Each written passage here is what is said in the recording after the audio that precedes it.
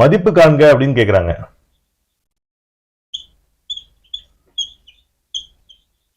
இது எல்லாமே 9th book. So 9th students யாராவது பார்த்துட்டு இருந்தீங்கனாலும் உங்களுக்கு யூஸ்ஃபுல்லா இருக்கும். மதிப்பு காண்கன்னு கேட்டு ஃபர்ஸ்ட் சம் என்ன சொல்றாங்கன்னா 81 5/4. செகண்ட் சம் 64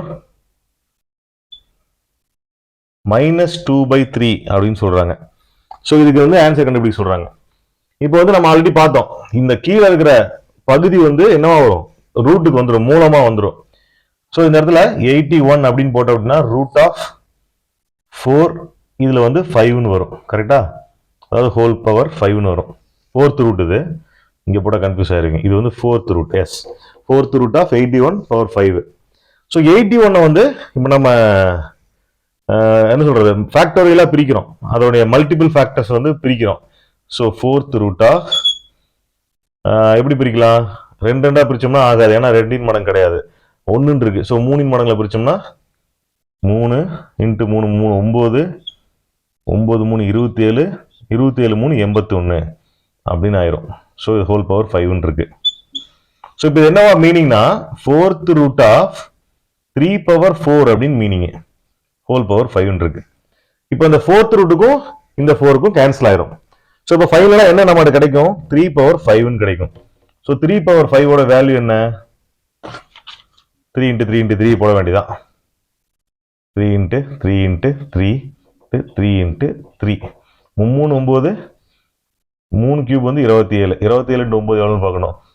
9 63க்கு 3, சாரி 63க்கு 3, மீதி 6, 9 2 18 6 24, 243 வரும்.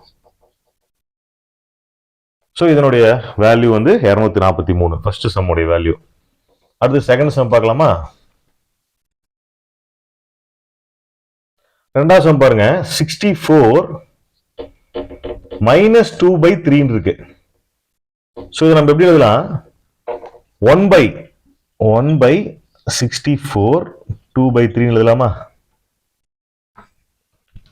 ஸோ இது வந்து எப்படின்னா 3 முன்னாடி வந்துடும், 1/3 ரூட் ஆஃப் 64 பவர் 2. ஸோ நம்ம தேர்ட் ரூட், அதாவது கியூப் ரூட்டை கேன்சல் பண்ணோம் அப்படின்னா உள்ள வந்து 3 மடங்கா இருக்கணும். அதாவது 4 × 4 16, 16 × 4 64. ஸோ 4 கியூப் தான் வந்து 64. ஸோ அதனால நம்ம 3 கியூப் ரூட் ஆஃப் 4/3 அப்படி எழுதிக்கிறோம். மேல வந்து 2 இருக்கும். ஸோ இந்த கியூபுக்கும் இந்த கியூப் ரூட்டுக்கும் கேன்சல் ஆயிரும். ஸோ கடைசியா ஃபைனலா 4/2 இருக்கும். நான் 16ங்கிறது ஆன்சரா வரும். பட் 1/16 அப்படின்னு போடணும், ஏன்னா அந்த 1 இருக்கு இல்லையா, அதை விட்டுறக்கூடாது. 1/16 தான் இதனுடைய வேல்யூ. ஸோ இந்த ரெண்டு சம் வந்து எப்படி அந்த அடுக்குல இருக்கிற பின்னங்களை வந்து எப்படி நாம வந்து மூலக்குறியீடா மாத்தணும், முரடுகளா, முரடுன்னு சொல்லுவாங்க, சர்ட்ஸ் அப்படின்னு சொல்லுவாங்க. இது சர்ட்ஸ், முருடு, முரடு இல்ல, முருடு அப்படின்னு சொல்லுவாங்க. அந்த மெத்தடுக்கு மாத்துறதுன்னு தெரிஞ்சுக்க. ஸோ அடுத்த சம் இதுலதான் அந்த முன்னாடி கொடுத்த வேல்யூ வந்து பிரிச்சு கேட்கறாங்க வேற மாதிரி.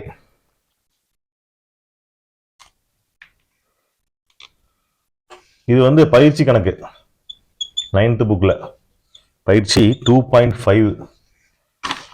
நான் இது ஒர்க் அவுட் பண்ணி தான் உங்களுக்கு கொடுக்குறேன். ஸோ நீங்க மறுபடியும் புக் எடுத்து பார்த்துக்கலாம் வேணும்னா.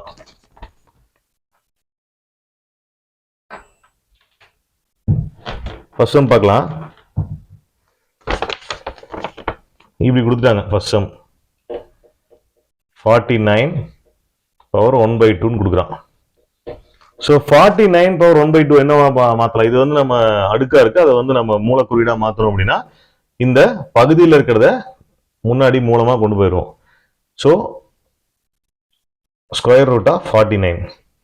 ஸோ ஸ்கொயர் ரூட்டுக்கு வந்து முன்னாடி 2 போடலாம், போடாம இருக்கலாம். ஸோ √49 அப்படின்னு எடுத்துக்கலாம். அதை 49 என்ன வேல்யூ 7.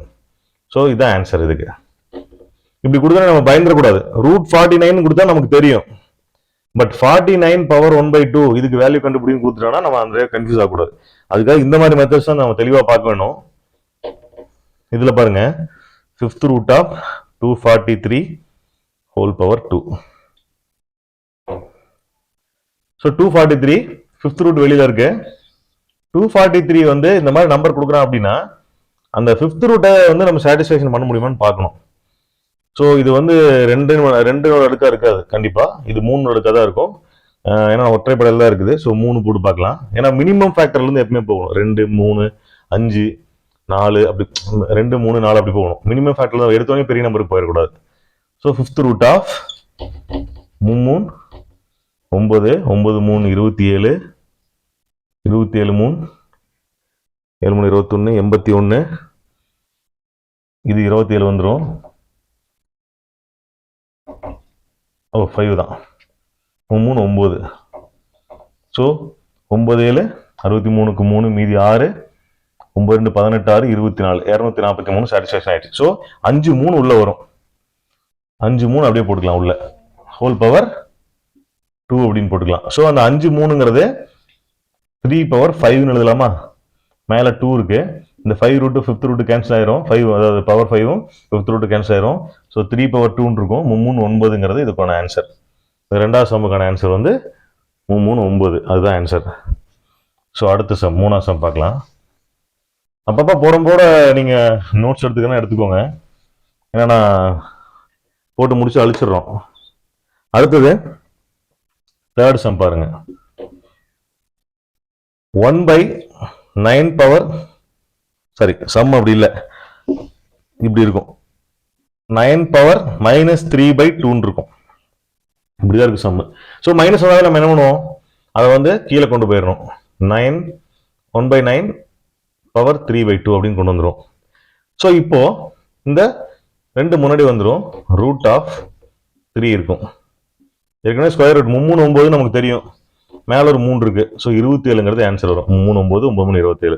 ஸோ இதெல்லாம் சிம்பிளா போட்டுருவீங்க. பட் இந்த இடத்துல மறந்துட்டோம் பாரு, 1/, அப்படிங்கறத வந்து விட்டுறக்கூடாது. இதுதான் இதுல முக்கியமானது. 1/, போடுறோம் இல்லையா, இதை கன்ஃபியூஸ் பண்றதுக்காக இந்த சம் கேட்கலாம். 1/27ங்கிறது ஆன்சர். அடுத்தது 4th சம். இது கொஞ்சம் பார்த்ததும் பயமா இருக்கும். டக்குன்னு எப்படா போடுறது அப்படிங்கிற மாதிரி இருக்கும். ஸோ ரொம்ப ஈஸியான சம் தான். 64/125 சொல்றாங்க. ஸோ -2/3 இருக்கு. ஸோ நம்ம முன்ன என்ன பண்ணோம், ஒரு நம்பர் கொடுத்துருப்பாங்க, 9 பவர் -2/3 கொடுத்துருப்பாங்க. 1/9 பவர் 2/3 எழுதுவோம். ஸோ இங்க வந்து எப்படி கொடுத்துருக்காங்கன்னா 2 நம்பர் கொடுத்துருக்காங்க. அப்படின்னா அப்படியே இது ஆக்சுவலி இப்படி எழுதலாம். 64/125. ஸோ இப்படி இருக்கும்போது என்ன ஆகும், இது தலைகீழா மேல போயிடும்.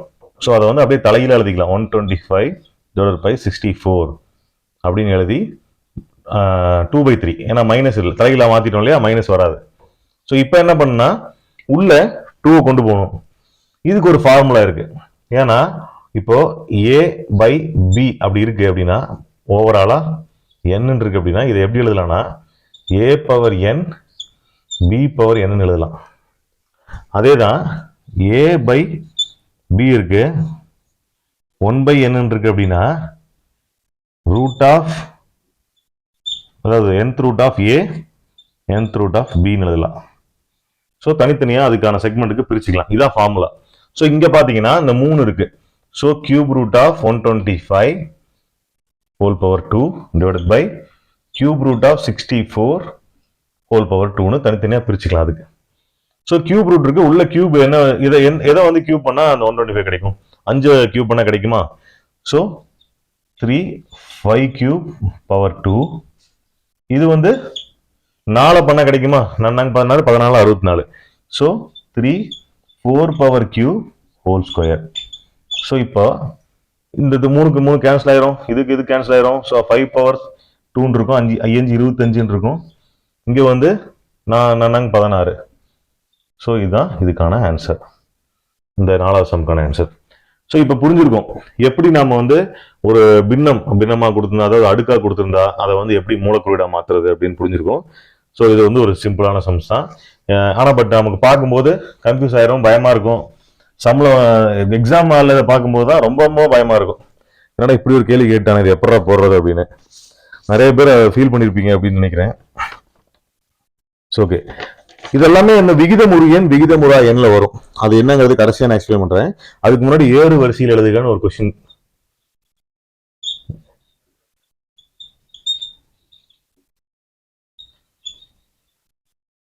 ஏறு வரிசையில் எழுதுக அப்படின்னு கேக்குறாங்க. Cube root of 2 root of 4 square root of 4 fourth root of 3. இதை வந்து ஏறு வரிசையில் எழுதணும். இதுல வந்து இந்த மூலங்கள்லாம் பாருங்களேன், இது எல்லாமே வேற வேறையா இருக்கு. ஸோ சிம்பிளா நம்ம முன்ன என்ன பண்ணோம் அதே மாதிரி எல்சிஎம் எடுத்துக்க வேண்டியதான். 3 2 4க்கான எல்சிஎம் என்ன? 2 3 1 2 2 4 2 3 அப்படியே போட்டுக்கலாம். 1 2 1 2 3 அப்படி போட்டுக்கலாம். 1 1 1. ஸோ 2 4 4 12ன்னு வரும் எல்சிஎம். ஸோ இதனுடைய எல்சிஎம் 12 அப்படின்னா நம்ம வந்து வழக்கம் போல இந்த மூலங்களை எல்லாம் 12ஆ மாற்றணும்.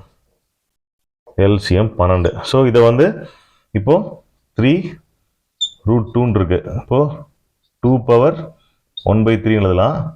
இதை 12ஆ மாற்றணும்னா மேலே கீழே 4ஆல பெருக்கணும். So 2 power 4/12. ஓகேவா? அதைவே 12th ரூட்னு கொண்டு வந்துடணும். Root of 2 power 4. 2 பவர் 4க்கு வேல்யூ என்ன? 2 4 4 8 8 16. ஸோ 12th ரூட் ஆஃப் 16 வரும். இதனுடைய வேல்யூ இங்கே எழுதிக்கலாம், கன்ஃபியூஸ் பண்ணிக்க வேண்டாம். 12th ரூட் ஆஃப் 16 இது வந்து நம்பர் 1. அடுத்தது ஸ்கொயர் ரூட் ஆஃப் 4 இருக்கு. ஸோ 4 இருக்கும். இந்த 2 மேலே வந்துடும் 1/2 ஆயிரும். இங்கே வந்து 12 வரும்னா நம்ம என்ன பண்ணணும்? மேலே கீழே 6ஆல் மல்டிபிள் பண்ணணும். ஸோ மல்டிபிள் பண்ணால் 4 பவர் 6/12ன்னு வரும். ஸோ 12 முன்னாடி போயிடும். 4 பவர் 6 இருக்கும். 4 பவர் 6னா நாங்கள் 16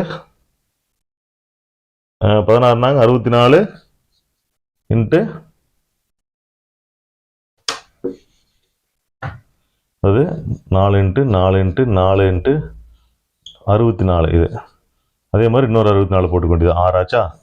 நாங்கள் 16க்கு 6 மீதி 1 6 24 1 25 6 24க்கு 4 மீதி 2 6 36 2 38.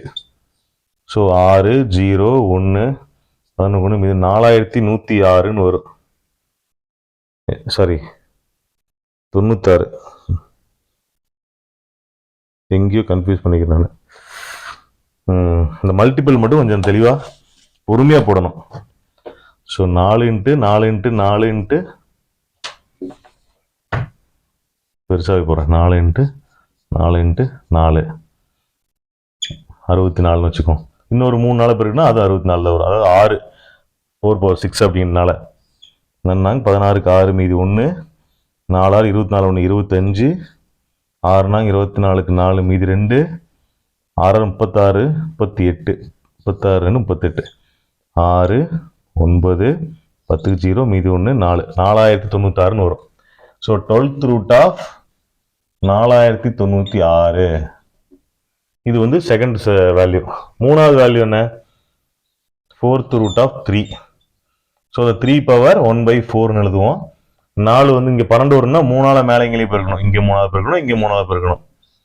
ஸோ 3 பவர் 3/12ன்னு வரும். கரெக்டா? 12 முன்னாடி போயிடும். 3 இங்கே இருக்கும். அதுக்குள்ள ஹோல் அதாவது அங்கேயும் 3 இருக்கு. 3 9 9 3 27.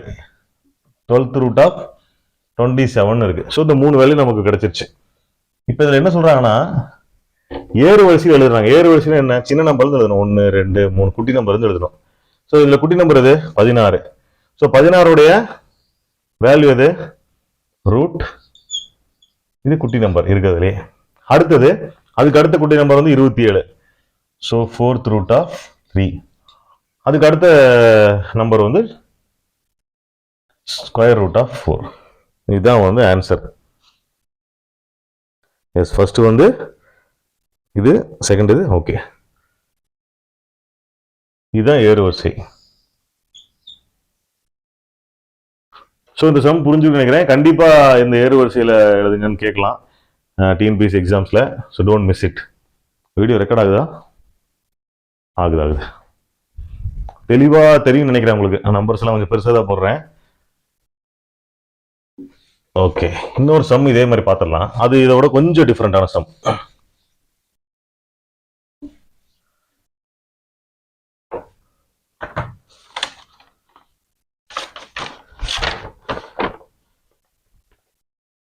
எஸ்.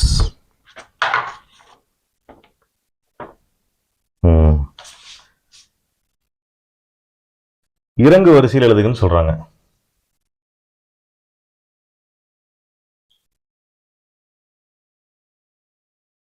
இறங்கு வரிசையில் எழுதுக. நம்பர் என்னன்னா square root of cube root of 5, இது ஃபர்ஸ்ட் நம்பரு. அடுத்தது cube root of fourth root of 7, இது செகண்ட் நம்பரு. அடுத்தது ரூட் ஆஃப் 3. இப்படி கொடுத்துட்டான். இது வந்து வெறும் ரூட் தான், ரூட் ஆஃப் 3. இப்படி கொடுத்துட்டோம் அப்படின்னா நம்ம இது என்ன பண்ணணும், இதுக்கு ஒரு ஃபார்முலா இருக்கு. அதாவது n root of m root of a அப்படின்னா இதுக்கு மீனிங் என்னன்னா nm ரூட் ஆஃப் a அப்படின்னு மீனிங் இதுக்கு. இந்த ஃபார்முலா மூலக்குறியீட்டு விதியில. ஸோ இப்போ இதை எப்படி எழுதலாம்னா 2 3 6 எழுதலாமா, 6th ரூட் ஆஃப் 5 எழுதலாம், 3 12 எழுதலாமா, 12th ரூட் ஆஃப் 7 எழுதலாம். இங்க 1 கிடையாது, இங்கே 1 கிடையாது மீனிங்.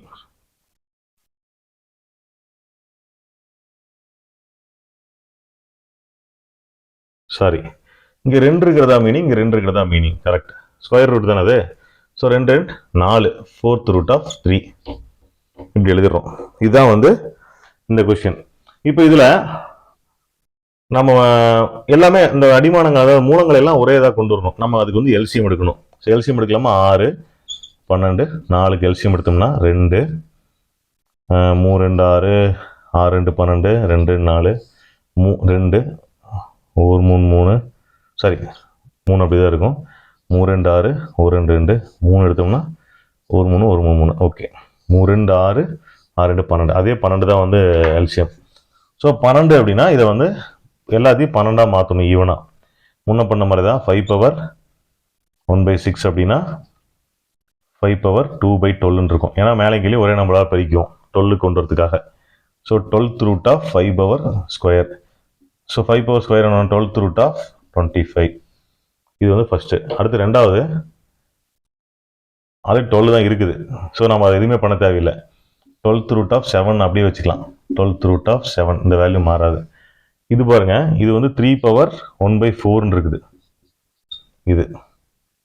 ஸோ இதை வந்து 3ஆல் பெருக்கணும். 3 3 அப்படின்னா 3 பவர் 3/4 ஆயிரும். ஸோ 4 முன்னாடி வந்துடும், 3 பவர் 3 இருக்கும்.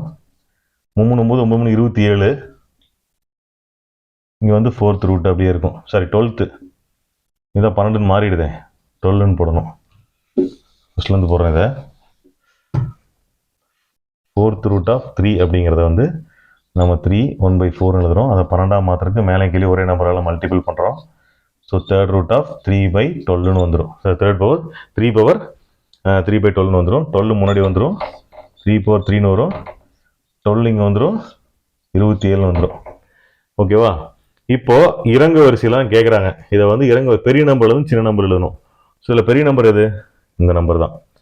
ஸோ உங்களுக்கு அந்த ரூட் 3 தான் பெரிய நம்பர். அடுத்தது அதுக்கு அடுத்த சின்ன நம்பர் எது? 25. அப்போ ரூட் ஃபர்ஸ்ட், எஸ் 3 5, இதுதான் செகண்ட் நம்பர். தேர்ட் நம்பர் எது? இது 3 4 ரூட் ஆஃப் 7. ஸோ இதுதான் இதனுடைய இறங்கு வரிசை. ஸோ ஏறு வரிசை இறங்கு வரிசை ரெண்டுமே கிளியராக இருக்கும். இடையில உங்களுக்கு சின்ன சின்ன லேக் இருந்திருக்கலாம், ஏன்னா இந்த மாதிரி உங்களுக்கு தெளிவாக புரியாமல் வந்திருக்கலாம். ஸோ இன்னும் பெட்டராக கொடுக்க ட்ரை பண்ணலாம். ஸோ அடுத்தது ஒரு சம் நான் கொடுக்குறேன், ஏறு வரிசையில் எழுதுங்க அப்படின்னு சொல்லிட்டு. அதை வந்து ஆன்சரை வந்து கமெண்ட்ல போடுங்க. புக் எடுக்கக்கூடாது, லாயலாக இருக்கணும். இந்த சம்மை நீங்கள் பார்த்துருப்பீங்க, இந்த வீடியோ பார்த்துருப்பீங்க. இந்த வீடியோ பார்த்துட்டு வேற எந்த புக்கும் ஆன்சர் பார்க்காம நீங்களே ஒர்க் அவுட் பண்ணி இந்த ஆன்சரை வந்து கமெண்ட்ல போடுங்க.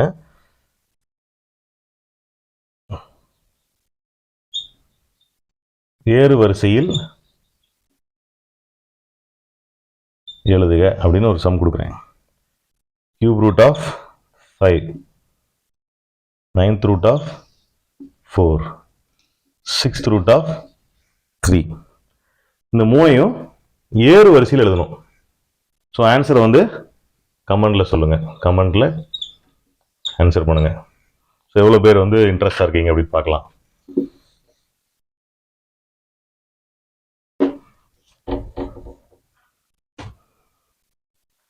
ஸோ கைஸ், இன்னைக்கு வீடியோ உங்களுக்கு ரொம்ப பிடிச்சிருக்குன்னு நினைக்கிறேன். ஏன்னா நம்ம எப்பயுமே இந்த பாலிட்டி இதே பார்த்துட்டு இருந்தோம். பாலிட்டி சீரியஸ் நம்ம சேனல் நிறைய போட்டிருக்கோம். பார்க்காதவங்க பிகினிங்லேருந்து பார்க்கணும்னு நினச்சிங்கன்னா அதுக்கான பிளேலிஸ்ட் வந்து நான் ஐக்கார்டில் கொடுத்து அப்படியே பார்த்துருங்க. இன்னைக்கு இந்த வீடியோஸ்லாம் வந்து யூஸ்ஃபுல்லாக இருந்ததுன்னா கமெண்ட் பண்ணுங்க. ஸோ மேக்ஸ் அப்படிங்கிறப்போ எல்லாருக்குமே ஒரு இன்ட்ரெஸ்ட்டாக இருக்கும், பட் கொஞ்சம் டிஃபிகல்ட்டாகவும் இருக்கும். பேசிக் அப்படிங்கிறத தெரிஞ்சிட்டோம் அப்படின்னா நம்ம வந்து அந்த ப்ராக்டிஸ் பண்ண அந்த கொஸ்டின் எக்ஸாம் ஹாலில் வந்து அந்த கொஸ்டின் நம்ம சீக்கிரமாக குறிப்பிட்ட டைமுக்குள்ளே போடுறதுக்கான வாய்ப்புகள் அதிகம்.